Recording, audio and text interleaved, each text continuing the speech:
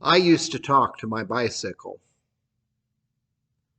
Now, for whatever reason, and this is long before the days of voice activated applications, I would tell my banana seated 3-speed direction bike where not to go. My mother could hear me in the backyard saying, "Don't go there, don't go there, don't go there." And yet, my bicycle always went to where I did not want it to go.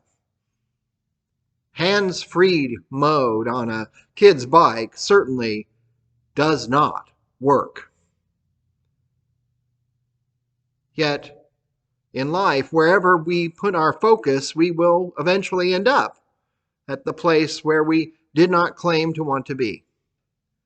If we focus on our feet while running, jogging, or walking, we don't usually see the obstacle, pothole, or other troubles ahead. If we look directly at the pothole, our car seems to always end up in it. Our lives with God depend on our focus.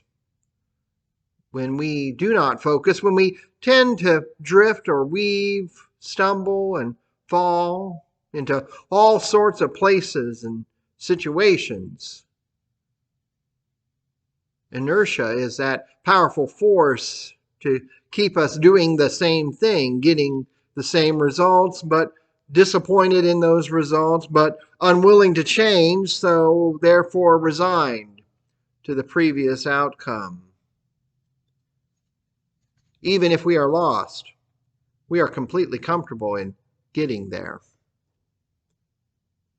We mold our identity from what we remember, in a sense, who we think we know ourselves to be. A forgetful community is no longer aware of what it is about, what its purpose is, or whom it loves. It may remember what it used to be about, what its purpose used to be, and whom it formerly loved, but often it is trapped with a faulty recall, a golden age, or a time that will never return. Nostalgia is a powerful anesthetic of present realities and troubles. And denial is more than a river in Africa. But when we try to return to a nostalgic age, to a golden age or a past, we recognize that it is forbidden for us to open the file. It's blocked, it's sealed away. We keep grabbing at what worked before, what was done before, how it worked, and wondering why it no longer does. Because the people who usually did it, the opportunity that occurred, is no longer with us. Because time has moved on, and even our hold upon it is not permanent or bound to us. It seems we are living in a time now where everywhere we now look, it looks like a decline. A decline in attendance, a decline in participation, a decline in support, a decline in accepting offices and duties. We are more convinced to assert our rights rather than fulfill our responsibilities. Of course, in our present age, there's also increase. There's a rise in expenses and seemingly implacable troubles and problems that are out to get us. And now that we no longer feel obligated or can obligate others, we wonder if it was ever that important in the first place. Maybe it is easier to just call ourselves nuns, none, N-O-N-E, and walk away from whatever organized religions and organizations we've felt obligated to participate in. Or perhaps you've submitted your resignation by suspension of duties, responsibilities, and service. Not with any kind of formal letter, but by absence rather than attendance. You are officially done. We may be somewhat familiar with those who have identified themselves as nuns, those still claiming spirituality without any affiliate membership or organization, and growing familiarity with ex-church volunteers and participants who are no longer willing to be responsible or to do what they always did faithfully before the pandemics. But there's a new group present in these post-pandemic times. Michael Moore, this week in Christianity Today, has called himself and others he meets in similar situation as umms. They're not nuns. They still possess a fondness for being part of a local religious organization, a congregation, and they were, before the pandemic, active in a congregation and church. They still desire to take Jesus' instructions and examples seriously and still have the desire to eventually belong again to a church. But there's a gap between their desire to join and the current circumstances that allow them to join. Their work schedules or their jobs have changed, perhaps being eliminated, or they have found a new one.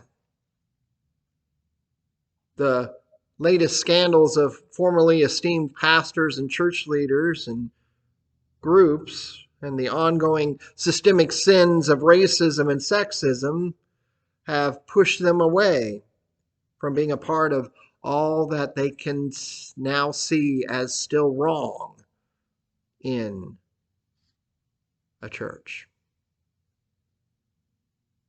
They have suffered, participated in extraordinary suffering and seasons of grief, whether the unexpected deaths of family, neighbors, and friends and church members from the pandemic, or relationship losses through divorce or distance that the pandemic brought to bear. And when the churches ramped up an online presence of worship in the absence of in-person activity, tuning in to a screen or TV felt disconnected. And even when churches announced that they were coming back, coming together again in person, it has been a difficult road to feel ready and able to rejoin. In our collective experience of pandemic upheaval, destruction, and death, we've discovered that many of the certainties we took for granted were less than permanent, and our perceived strengths and powers were less than we thought. We thought of times and places as both essential and foundational, stable and unchanging. But our experience reveals otherwise.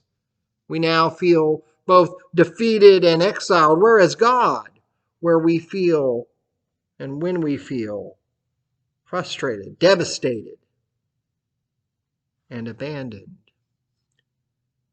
It's just where our words from Isaiah have their response.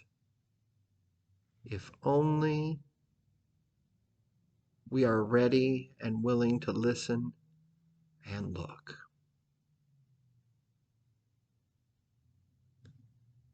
The writer of Isaiah reminds us that the heavens are smoke, the earth is temporary, and humanity will pass through time, but never leave the eternal presence of divine deliverance and salvation. Everything is temporary but God. And God can be trusted to lead his people to his promises. If God can use Abraham, strangely associated as a rock and quarry, a man that was long in years and still without the necessary heir, and his wife Sarah, long past any pre-existing fertility, to become both a father and mother to many. Surely we now can still listen and see for ourselves his abiding goodness and love for even us. If God can transform nothingness into all of creation for our sake, then deserts are no match for one who is intent on making desolate places into gardens. But we must be willing to listen and to see past present circumstances and perceived limitations. God is truly in the home building business, providing places for God's creatures to live abundantly in relationship with him. And God's home is also the place where he will dwell among with us, the earthly coordinates of God's presence. God's presence with us began with a plot of land, the Garden of Eden, walking with us in the evening breeze. Next, God's presence visited a family through several generations, traveling through infertility, rivalry, betrayal, and reunion. During a famine, God's presence arrived in a land of plenty. And when new leaders arose in that land of plenty, the land of Egypt, and the honored Hebrew guests became enslaved labor, God's presence saw their misery, heard the cries of the Hebrews, and called forth a leader from the very house of Pharaoh to lead them back to lands long promised to their ancestors. When traveling through the many years of the Exodus, as a visual reminder of God's presence, a mobile home, we shall call it, called the tabernacle formerly, was called to be built. Wherever the tabernacle was set down, there was God's presence and property, the dwelling place among his homeless people. Upon arriving at home in the land of Canaan and with a royal household, the desire to build a permanent home, a place where both religious and political authority could reside together, was built and granted. God's presence was thought to never leave or abandon this place until it seemingly did. Despite warnings, both verbal and visual, through prophets, Solomon's grand temple was conquered and destroyed. The political and religious authorities of Jerusalem sent to foreign lands and capitals. And when another ruler conquered, as it was before, the religious and political authorities of Israel were released and returned, rebuilding a temple that, when completed, those who could still yet remember the former glory of Solomon would weep at its telling limitations. And rather than a return to national independence and a royal household, a series of Foreign rulers and powers would occupy another 400 years. A brief rebellion lifted the yoke for a time, only for a harsher yoke of foreign rule to come. God's presence in a plot with a family, traveling in a mobile home located in a place.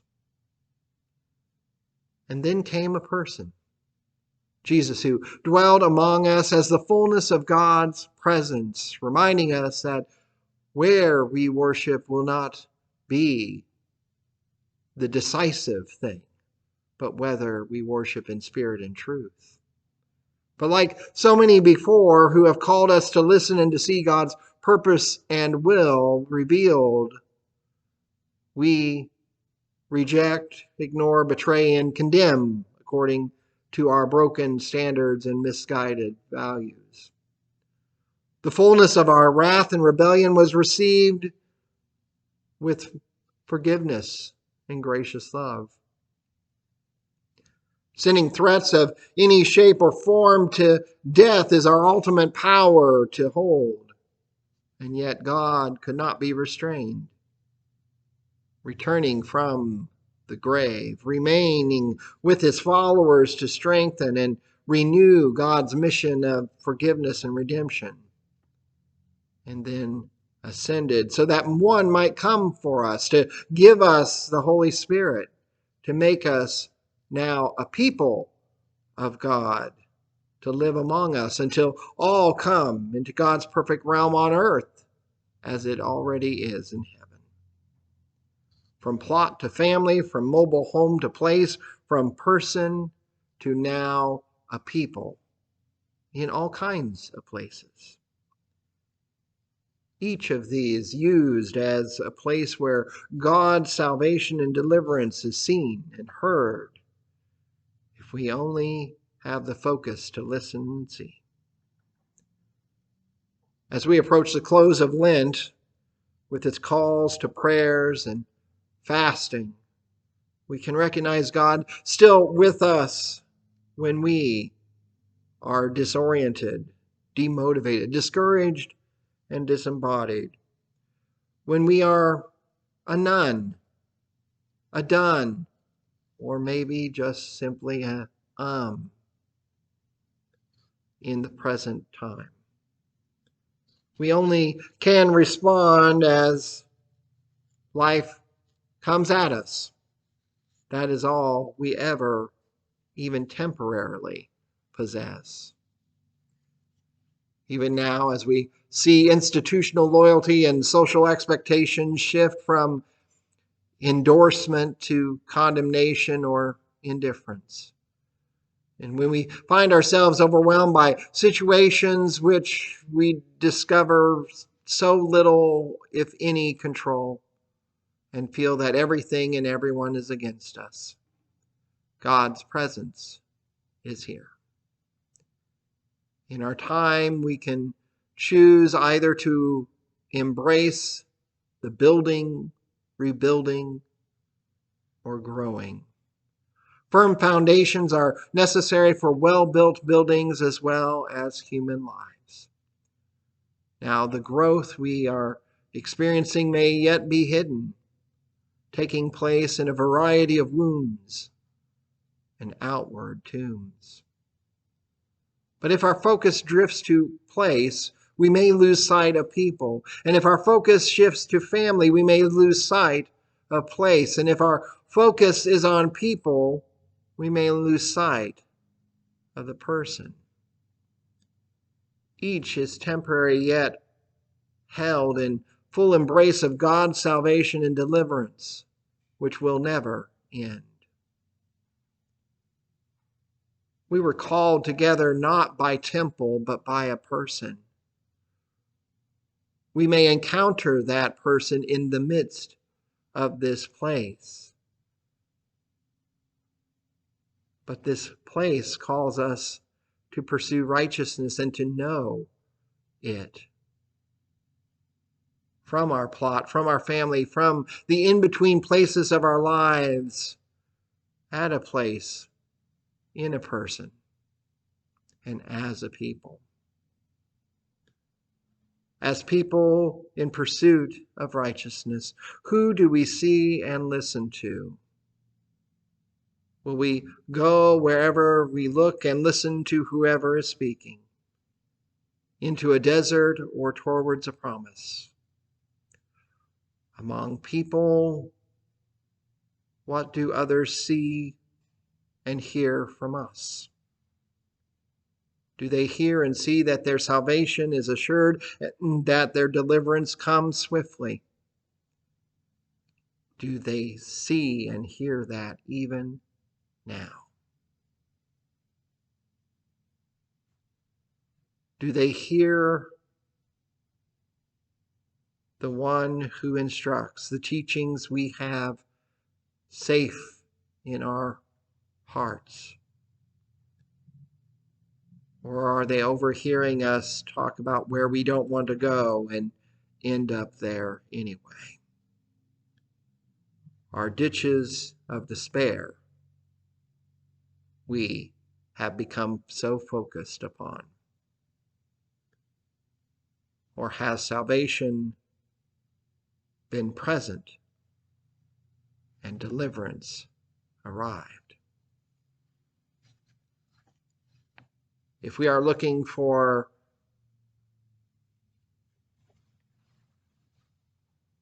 a place for our funeral, we will find it. If we look for a place that had its best days in the past, that's what we will look for. But if we look to God calling us out, to live again, to bring dry bones and see empty tombs, if that is our focus, then we will embrace eternity, even with our mortality. May we listen and look.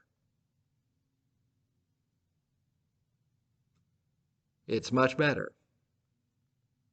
than giving directions to your bicycle.